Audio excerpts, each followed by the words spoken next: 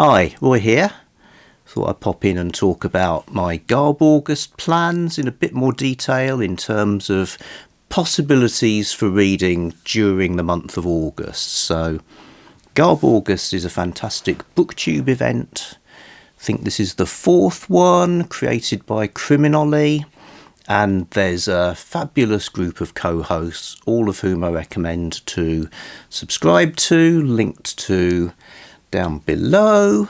And so as we approach that fabulous time, which is about reading trashy books, not bad books, books we are celebrating, we're lauding them for their skillful ability to be escapist, undemanding reading. So the way it works is you can join in just by reading something that sort of fits that description or your interpretation of it. Or there are weeks as well, exciting weeks you can do. Week 1, anything goes. Week 2, shock value. Week 3, cozy trash. Week 4, apocalyptic trash. There's also the Garbingo card, which I think I briefly mentioned. So Ollie produced a lovely graphic of it. It's a 5x5 grid with prompts there which you might take, one or two of to sort of give you some ideas for the kind of things you might want to pick up, or you might play it as a sort of game stroke challenge, trying to get lines or that kind of thing.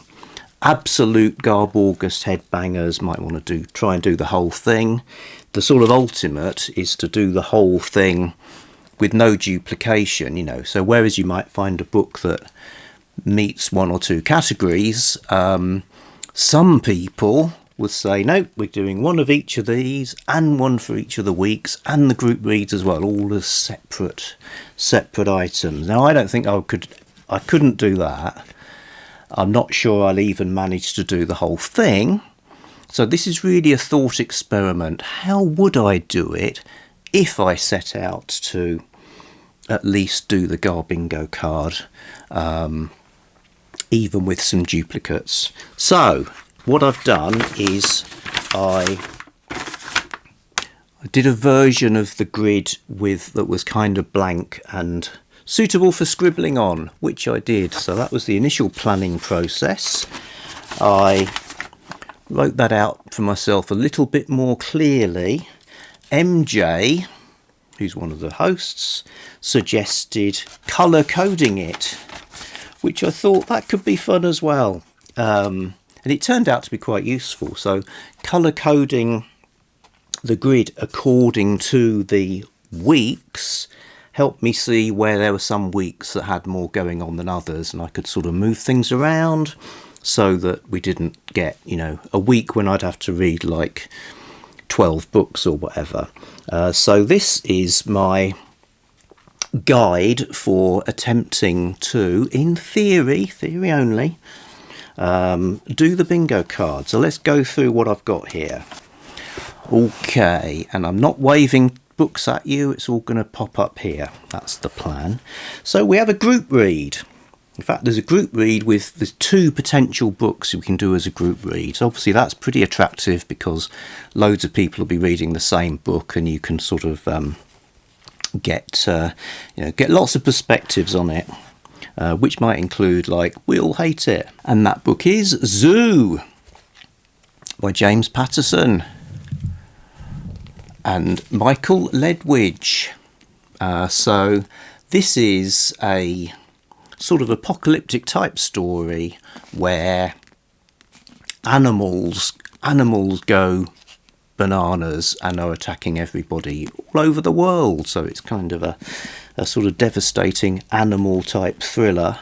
So that's one of the group reads. It's a killer animal story. And I would class it as modern trash as well, So there I've got one thing could count for three squares. So we're off to a pretty good start. Another one that could do for 3 squares is a Nick Carter book. So Nick Carter is a although he's a long-established character in various forms over the years, the ones I'm looking at here are spy novels. So he was became a kind of a souped-up, hyper-accelerated James Bond. And Night of the Avenger has a spiffy green cover as well, and it's written under a pseudonym.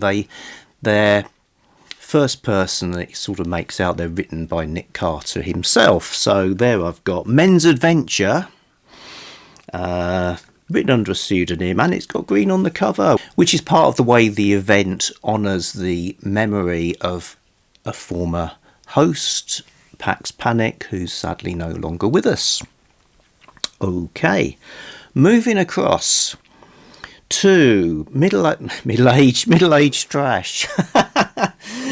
Middle grade trash, and also non-killer animals. We've had killer animals, how about some non-killer animals?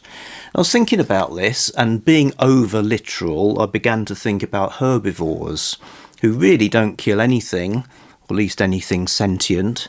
So that's led me to a book with herbivorous dinosaurs in it. There's definitely a middle grade book. I think it's the first in a series, the Deadlands series. It's called Hunted, Sky Melkivegna, and that looks like a fun quick read of in the herbivore dino area, so that should be good. Okay, also novel by a celebrity. Well, that's a interesting one. Last year I read a Michael Caine book, which was actually okay. Kristen Ritter, who I know from Gilmore Girls, also played Jessica Jones, and she was in Breaking Bad and lots of other things. She's written a thriller called Bonfire, so like the look of that. Let's see what it says. I mean, I'd have to say it doesn't sound like the most original premise. It sounds like about 50 Netflix movies. She swore she'd never return. Now she might never leave. Casey Mitchell died, and everyone's been lying about it for years. 10 years ago, Abby Williams left home. Ever since, she's tried her best to forget the past, the sinister game, the merciless bullying, the night of the bonfire when the game stopped. Yeah, this looks good. Really looking forward to that. Right. Rest of the top row is the Bonkbuster. A word which doesn't necessarily translate too well. It's a type of big, as in blockbuster, sort of airport novel type book, particularly the kind of 80s vibe, sort of Jackie Collins type of thing, that are like glamorous and sexy and spicy. Yep, got that. So it's using the word bonk, which is a sort of a tame, inoffensive word for sex that we have in this country. So it's kind of, you see where it's coming from. The other group read book, Rivals, is definitely a Bonkbuster. It's by Jilly Cooper. Now, I wrestled with this a bit. I've never felt drawn towards reading a Jilly Cooper book. I think she's an establishment figure, mate of the Queen, the new one, a dame of the British Empire. So the whole, and I kind of, judging by the covers, and titles like Polo and things like that, it sounds like it's about posh people. Now, my interest in reading about the couplings of the aristocracy is pretty low. I don't really want to read 800 pages of humping hoorays. And so, yeah, I'm prejudiced towards them. I'm imagining them being like Debrett's with fluids. But who knows? At the same time, people say they're great and they're really readable and funny, so I'm prepared to give one a go, but I've got a backup plan. So here, in my bin of substitute trash books, I also have Jackie Collins' Hollywood Wives, which is also an alternative green on the cover. I've also got Judith Krantz's Scruples. So Bonkbusters will happen in some way or other. Bonkbuster, bust me a bonk. Right, novelisation and tie-in. Here's where my barbed wire novelisation could come into play.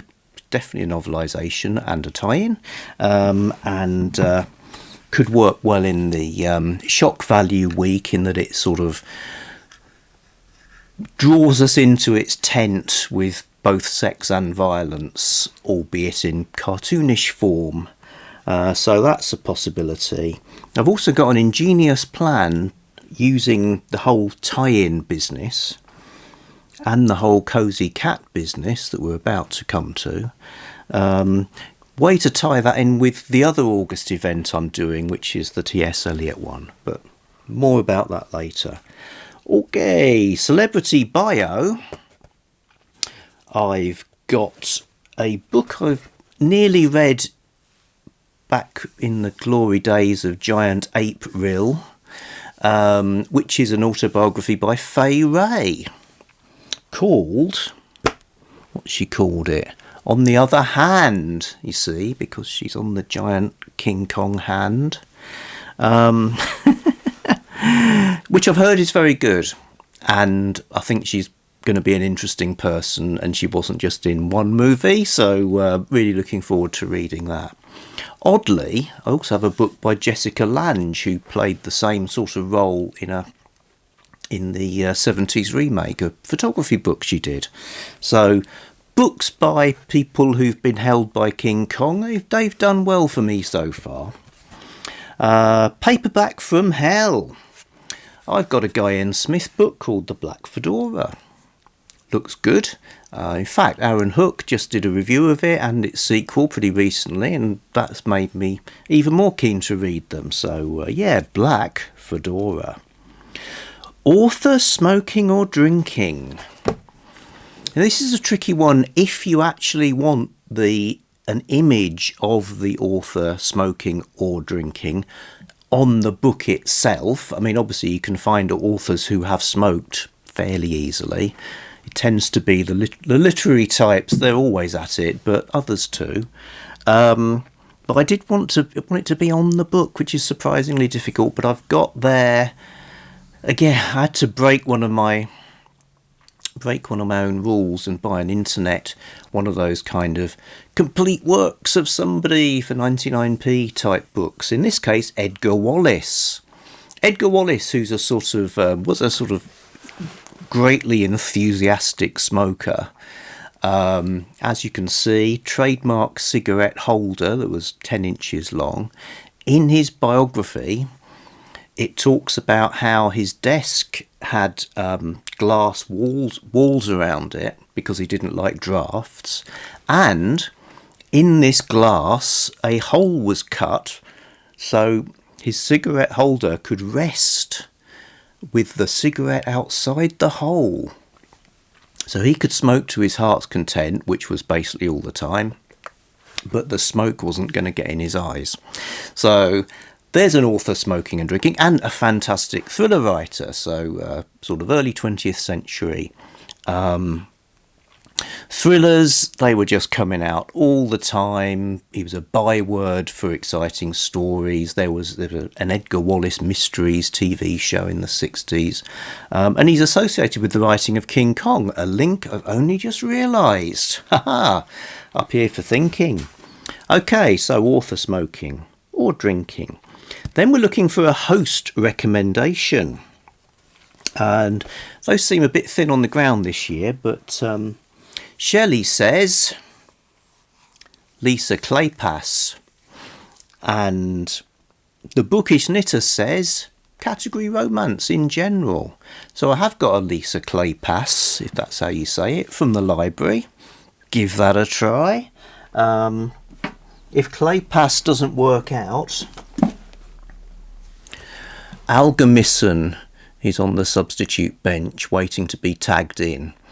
Also recommended by Shelley, so that could be good as well. I kind of think you should have a Mills and Boon or something similar. So this is Silhouette Desire. You know, there should be one of those in a Garbaugust. However good Kleypas might be. Okay. Oh, I've got an actual Edgar Wallace book, but they failed to put an author picture on. So, yeah, anyway, I might read this actual one, but in the book I've got Where He's Smoking on the cover. Right. Whoa, back to the beginning again.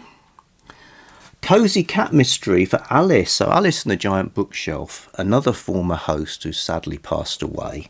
So we're honouring her with this square, the Cosy Cat Mystery. And I last year really liked The Cat Who Ate...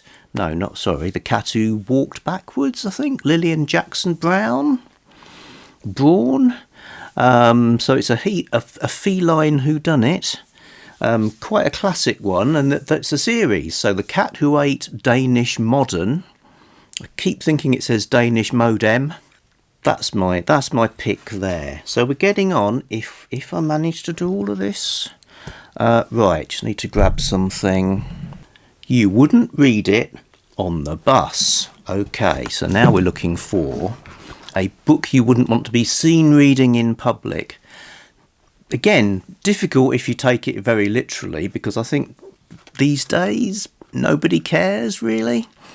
Yes, obviously you could find printed material that would make people look twice, but those tend to be things I wouldn't want to read anyway. You know, I wouldn't even want to read manga, let alone sort of pornography or I don't know, things I might conceivably read. You know, plantation slaver books from the 70s. Just sort of, I'm not wanting to read them enough to read them at all, let alone in public. So thinking about this on the bus business, I mean, it's definitely a thing. I remember once I had a graphic novel called Chandler by Jim Steranko. So it was like a noir private eye story in comic book form back when that wasn't, you know, that was unusual. And I was getting my dad to read it, and he said, I won't read it on the bus. I don't want people to see me reading a comic. So yeah, I suppose it does happen. But anyway, I was thinking, because I am always sort of over aware of how people might perceive me, you know, even though, like I say, nobody cares. If I was on a bus, I wouldn't really like to be thought of as a bus spotter in the mode of a train spotter, someone who has a notebook and they're writing down details about the buses they're seeing. So rather than everyone else who's trying to get from A to B, the kind of people who've got their hobby is being on the bus and riding around. You get an all-day about ticket, and you know, you can ride around the whole network. Actually sounds quite good thinking about it, but it's not a hobby I've ever really understood, and it's something that people do feel a bit weird about. So I was thinking, well, okay, yes, a book that would signal this guy's here because he likes buses. Something like Buses Annual 1986. As I've said on this channel many times, everything has an annual in this country. Hardback, once a year books. Now, I haven't broached it yet, but I'm hoping it's full of bus-related content, and that'll be hugely amusing. Also, something like I Spy Buses. That could be fun as well. So that's the way I'm tackling the wouldn't want to read it. You wouldn't read it on the bus. Okay, a sequel nobody asked for. Well, I don't think people necessarily wanted Sweet Valley Confidential. The 10 years after, sequel to the big run of all those Sweet Valley High books where they're now adults. Maybe some people did, but from what I've read, they didn't like it when they got it, even though it's written by Francine Pascal herself. So, whereas you could pick virtually any other Sweet Valley High book and use it for the pseudonym square, this she actually wrote, and the fans are like, well, she got this wrong and this didn't happen, and, you know, which I guess she has the right to change things, but also apparently there's inconsistencies within the book itself, so I'm counting that as a sequel no one asked for, and I quite fancy reading that as well. Not a book, I have a comic book, a giant comic book of Supergirl in a special all-romance issue. So we're still with category romance, hooray! And it's a comic, and it's got Supergirl in the Silver Age, so that should be awesome. Bottom row, whoops. Vintage trash. Doomsday 1999, vintage in every sense. Written way before 1999, even the year it's set counts as vintage now, apparently. So that should be post-apocalyptic. I wonder whether it's the kind of book where the packaging is slightly misleading. It might not be as trashy as they make it look. Similar thoughts on the topical trash of Freaks. Just as I think you've got to have a Mills and Boon stroke Harlequin in Garbaugust. Same's true of New English Library over here. They publish loads of stuff that we would count within our world of trash. Freaks by Doug Lang, a novel of today's dropouts and their hang-ups. Okay, The Time. 2 months of chaos and crisis in the summer of 1972. The Place, a communal house in London. The People, 5 men and 2 women. The Problems, drug abuse, sexual antics, and political activism. Emotional interactions, sexual permutations, crucial period. It vividly describes the hang-ups of today's dropouts. It sounds like the anti-Jilly Cooper. Yeah, looking forward to that. Non-fiction trash, that hasn't arrived yet.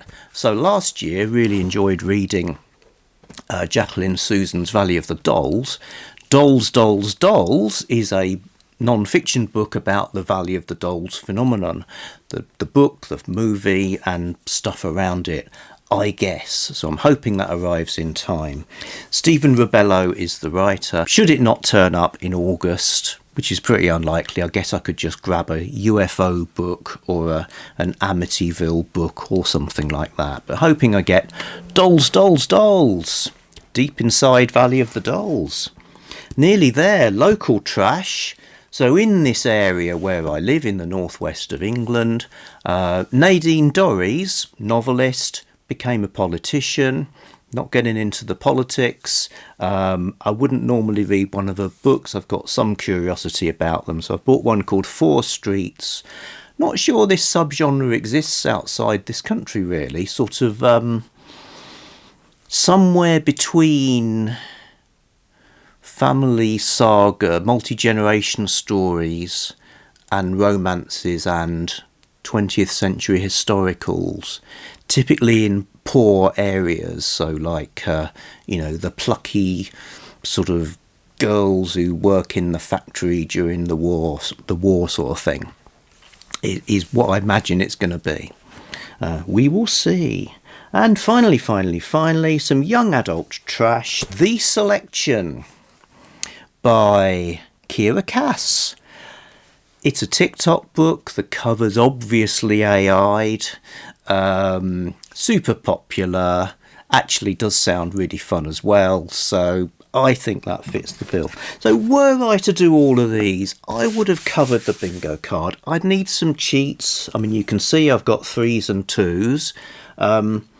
I couldn't do it at my speed of reading So the cheat would be to read the Bonkbuster first. So I would get the Bonkbuster out of way, technically in the month they call July, or at least most of it. Yeah, like I say, fun to think through. Some of these, whatever the prompts are next year, I might be going back into this to dig out stuff. I've got a few spares as well. If Freaks doesn't do it, I've got Anarchists in Love, left over from last year. Looks like a similar thing with its famous one bosom cover. I've got another smoking author, Hunter S. Thompson. I kind of feel I've done HST, really, but you know it's there if Edgar Wallace isn't hitting the spot.